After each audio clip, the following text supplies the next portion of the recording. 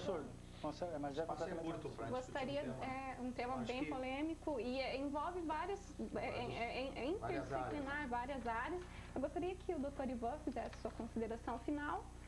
Bom, então, ao contrário do Dr. Ives, obviamente que meu objetivo aqui não é convencê-lo, porque existem nessa área, a gente deveria tratar assuntos científicos do ponto de vista científico, mas na verdade, quando as pessoas têm uma posição ideológica sobre um assunto, bom, esse convencimento não acontece. Então, mas eu gostaria de dizer que, ao contrário do Dr. Ives, então, eu tenho um amplo conhecimento desse assunto e por esse motivo é que eu afirmo que a soja transgênica é um elemento extremamente seguro para a saúde humana, para a natureza, né? Estávamos discutindo agora há pouco sobre, mas e esse gene se dispersar pela natureza? Olha, qual é o problema de um gene estar numa planta? Esse gene EPS-PS, ele existe em todas as plantas, né? Apenas que o gene EPS-PS da soja transgênica, ele é um pouquinho diferente do que o que existe na planta daninha que morre com o glifosato. Então, se esse gene passar por uma outra espécie vegetal e naquela espécie não for utilizado herbicida, não vai existir impacto algum. Se esse gene passar para uma espécie que não é um vegetal, que nem possui aquela rota bioquímica, muito menos impacto ainda. Então, nós temos que tratar as questões não por suposições, porque eu acho que vai fazer mal, porque se até hoje com 10 anos não fez mal para ninguém, quem sabe com 50 anos, mas aí quando chegar em 50 anos, quem sabe com 100 anos, olha, nós temos que aprender com os erros do passado. Se nós não aprendemos com a história da talidomida, então nós temos que fechar os nossos laboratórios. Então nós não podemos usar, e eu vejo as pessoas sempre usando a história da talidomida como um motivo para questionar os transgênicos. Ora, a gente tem que usar a história da talidomida como um motivo para a gente se melhorar. Ora, nós aprendemos muito com essas histórias, né? Aprendemos a criar o que eu acabei de falar, sobre comissões de biossegurança, comissões de ética em pesquisa. Eu tenho filhos, vou ter netos, e eu quero que eles também tenham um ambiente limpo para trabalhar. Mas nem por isso eu vou ser contra a tecnologia. Eu não posso ser contra a tecnologia porque eu desconheço a tecnologia, ou porque a imprensa colocou medo na minha cabeça, ou porque um governador que é autoritário chegou e falou para mim que isso é perigoso. Não. Eu tenho que ser contra ou a favor, porque eu tenho argumentos para ser contra ou a favor. E eu tenho fortes argumentos para ser favorável ao uso da soja transgênica e de uma porção de outros eventos. Como também tenho fortes argumentos para ser contrário a uma porção de outros.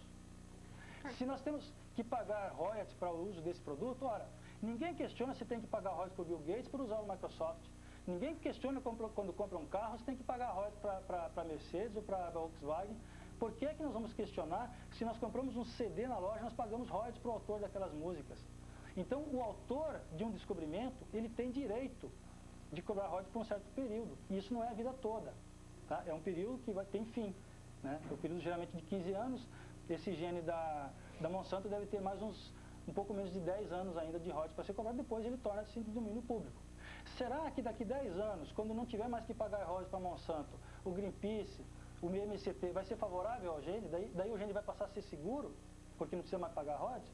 Essa é uma pergunta que eu deixo no ar também. Mas é uma pergunta que quem tem que responder são vocês. O problema é que, na verdade, essa questão ideológica, doutor, ela tem que ser colocada fora do debate, é óbvio. Nós estamos discutindo ciência e tecnologia. Mas nós não vemos isso nos debates. Talvez a grande culpa seja de quem produz o conhecimento científico não ter a ação didática de esclarecer a população. Porque tudo aquilo que não é claramente explicado e claramente entendido gera dúvida, e a dúvida gera o medo. Por exemplo, eu estou comendo transgênicos, tá aqui, ó. Tá? Ruim para a Europa, bom para o Brasil. Em toda a Europa e no Japão as pessoas disseram não aos alimentos transgênicos. Por conta da pressão dos consumidores, várias empresas europeias declararam que não usam mais transgênicos nos seus produtos. Um delas é a Knorr, a outra é a Nestlé, a Kellogg's, europeia. São alguns exemplos. Nós poderíamos nos perguntar por que os europeus são contrários aos transgênicos. Tá, mas a Europa é líder mundial em indústria química e ela é pobre em indústria biológica. Essa é uma grande questão. Mas é um direito. Agora, o que eu quero lhe dizer é o seguinte: se eu for no supermercado em Cascavel eu posso estar consumindo, a população consome transgênico e ela não tem nem o direito de ser informado. Deveria haver uma tarja. Existe uma lei. Não, existe uma lei, mas ela não é cumprida. Bom, mas isso é culpa de quem? Isso é culpa do cientista, é culpa da tecnologia? Também. Dos órgãos existe uma lei, tem que ter o fiscal e lá fiscalizar. O conhecimento científico também tem que ser responsável por ele. Também tem que ser responsável por ele. E a justiça e o judiciário têm que tomar cuidado com isso, na hora de examinar essas questões, também se preocupar com isso e não simplesmente meter a caneta e dizer eu deixo que venda, eu deixo que fabrique, porque os juízes não entendem nada. Promotores não entendem nada, como eu, por exemplo, não entendo também. Agora, eu, afinal de contas, me considero um ser humano razoavelmente bem informado, que me preocupo com todas as questões. E essa é uma questão que hoje toma a preocupação de muita gente, porque ela tem a ver com a sobrevivência da espécie humana. E as doenças, e os problemas que vão acumulando. E aí, então, vai se empurrando tudo para onde? Para o fatalismo? Não, é assim, porque a natureza é assim mesmo, que Deus quis, que o cara ficou cego porque era destino dele. Então, isso tudo faz parte do contexto. E as leis, quem faz as leis e quem depois tem que aplicá-las, não pensa nisso. E eu estou falando de um advogado que atua na área e alguma coisa aprendi nesses 35 anos para ver que normalmente quem faz a lei está a serviço dos interesses maiores, dos interesses mais poderosos, que diz respeito a dinheiro e dinheiro e dinheiro. Inclusive, sempre assim, o resto fica com uma lei. No controle da mídia e da informação. Eu não fiz a minha consideração final, que eu queria fazer agora, só queria sugerir um outro debate, porque eu vou repetir o que eu coloquei. Nós demos muito espaço para o doutor, devido exatamente a ele ter argumento de informação, ser uma pessoa especializada na área, e eu tenho esse medo, gostaria de propor um outro programa, onde cada colocação dele, eu possa ter um espaço para fazer a contra-argumentação, que eu não consegui fazer. Eu gostaria de cada colocação sua fazer a minha contra-argumentação. Toda vez que eu tentei, o senhor me interpelou, não estou fazendo uma crítica, só um comentário. Eu preciso de mais espaço para contra-argumentar. Então, não encare isso como uma deselegância minha, doutor. Só queria ter mais tempo para poder contra-argumentar. Muitas coisas, até porque eu tenho dúvida, eu queria lhe fazer perguntas. Agora sim, ó, a minha preocupação como biólogo agora é o seguinte: a vida está nesse planeta há 4,5 bilhões de anos. São milhares e milhares de mutações acumuladas durante milhares e milhares e milhares de anos. O planeta está se adaptando a essa biodiversidade. No momento em que eu coloco um ser que nunca existiu na superfície do planeta Terra, certo? Nesse planeta, que é o transgênico, ele é um ser geneticamente modificado, ele é um OGM. Que impacto ele vai causar sobre o planeta? Nós não sabemos. Agora, nós temos experiências de seres que já existem nesse planeta há 4,5 bilhões de anos, que simplesmente por terem sido translocados de um continente para o outro, geraram impactos ambientais assustadores. Vou dar um exemplo. A comparação não é válida. É válida, não sim, é válida. Mas aí fica difícil, né? Aí fica difícil, né, doutor? Eu vou lhe dar um exemplo. Nos navios, certo? Que se deslocaram para o porto de Porto Alegre, foi trazido um animal exótico, um molusco pelecípoda bivalva, né? Que é chamado de marisco dourado, que está causando um problema seríssimo em Porto Alegre, no porto. Quando nós fomos para a Austrália colonizar, entre aspas, a Austrália, como se as pessoas que existissem lá não fossem colonizadas, principalmente os ingleses, nós levamos o rato para a Austrália, que causou um impacto ambiental imenso. Hoje tem que se matar rato usando pulverizadores. Nós levamos o gado, que causou impacto ambiental. Nós levamos coelhos. Essa comparação não é pertinente, sim. É pertinente. É o impacto ambiental produzido pelo diferente geneticamente. Outra coisa, eu tenho colocações aqui que eu não tive tempo para fazer. A translocação de um gene para uma espécie causando problema. E da soja transgênica.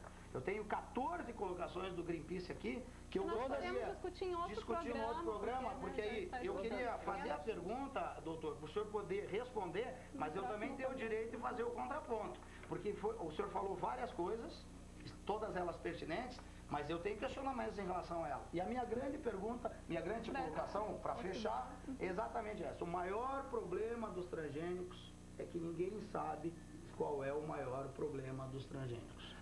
Certo? E o cientista, ele tem que ser responsável pelo conhecimento que ele produz para chegar à classe média baixa, que não tem qualidade de percepção. Se nós que temos curso superior temos dificuldades para entender, imagine a massa consumidora que não sabe o que está acontecendo. Então, o cientista, ele não é um mero produtor de conhecimento, ele é um produtor de conhecimento que vai para a sociedade, a sua descoberta vai mexer nas nossas vidas, e nós temos o dever de sermos esclarecidos se nós estamos sendo enganados, se nós vamos ser prejudicados ou não. Só isso. Ives, sua consideração final? Eu agradeço o convite para vir aqui. Eu gostei muito de ouvir um doutor em genética e um biólogo que só os dois na discussão, no debate, eu teria o maior prazer de presenciar essa discussão e aprender com eles. Porque vim aqui apenas para dar o meu recado e dizer assim, se depender da justiça, depender do poder judiciário, gente, vocês não pensem que as coisas vão melhorar para o povo. Porque o judiciário, eu disse e reafirmo, isso é histórico no Brasil. Ele sempre esteve a serviço dos interesses dos poderosos, sejam dos transgênicos ou não sejam dos transgênicos. E isso a história está mostrando todos os dias. Então, eu como um modesto advogado, que faço parte de uma minoria que pouco influencia a opinião pública, eu tenho que vir aqui e dizer, eu por enquanto sou contra o transgênico. Tenho pouca informação, tenho pouco conhecimento, mas pelo pouco que li e pouco que refleti, já fiquei apreensivo porque eu continuo com a minha interrogação. Lá na frente, vamos ser felizes? Isso cada vez mais vai melhorar a saúde da população, vai melhorar o meio ambiente tão degradado na Terra durante todo esse tempo? Eu continuo nessa situação. Agora, não mudo a minha posição de lutar em defesa daquilo que for melhor para todos nós, mesmo tendo que passar até, às vezes, por comentários desairosos, ou ser chamado de retrógrado, ou conservador, ou dinossauro, ou coisas do gênero. Porque, realmente, as pessoas, quando se voltam contra a corrente, sofrem os efeitos dessa corrente. Eu me sinto assim há mais ou menos 40 anos. Obrigado. Todos nós saímos com dúvidas daqui, e isso prova que realmente o programa está sendo produtivo, e por isso mesmo, eu gostaria de convidar novamente vocês que estão aqui compondo a mesa para participar de um outro programa sobre o assunto, para esclarecer essas dúvidas que ficaram, essas contradições, esses pontos de vista. E daí eu quero saber se vocês concordam em participar novamente para estar esclarecendo. Com o intuito de esclarecer mesmo, né? Muitos dos questionamentos que eu fiz para o doutor não quer dizer que eu seja contra as colocações que ele fez, porque eu também tenho dúvida como biólogo. E eu gostaria de aprender mais e continuar participando da discussão, porque é por aí que a gente vai encontrando caminhos e as pessoas têm que parar para pensar, refletir. É coisa que não se faz na era de hoje, porque as pessoas apertam o botão e vê a internet e vê a figura e o cérebro não funciona mais. Então, pensar, para muita gente, dói o cérebro. Apesar de que hoje a maioria das pessoas se preocupa em malhar o corpo, os nervos, os músculos e os ossos. Agora, malhar a inteligência, malhar o cérebro, parece que está difícil. Não existe academia para esse tipo de malhação. Muito obrigado. Para finalizar o programa, fica aí a dica do Ives, que é realmente isso. Reflitam sobre a questão e estaremos em breve já discutindo a mesma questão no próximo programa. O Direito em Debate chega ao final.